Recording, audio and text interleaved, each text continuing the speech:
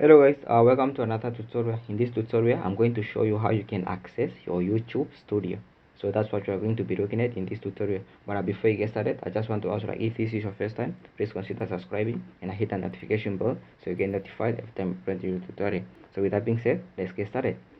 Now, to be able to access your YouTube channel, you can access it through YouTube, obviously. So as you can see, I'm already on now on YouTube right here. So to access your YouTube studio, just come here to your YouTube channel icons right here, right?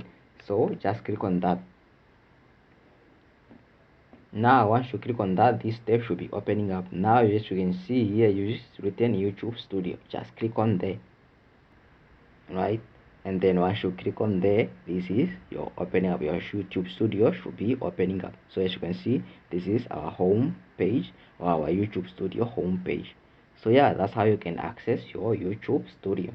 So yeah, that's it. I hope you find this video helpful. If you did, make sure you give the thumbs up, leave us a comment down below. Now if this was your first time, please consider subscribing and hit the notification bell so you get notified every time you upload a new tutorial. So with that being said, that's it for this tutorial. I'll see you guys in the next one. I'm out. Peace, love, and unity.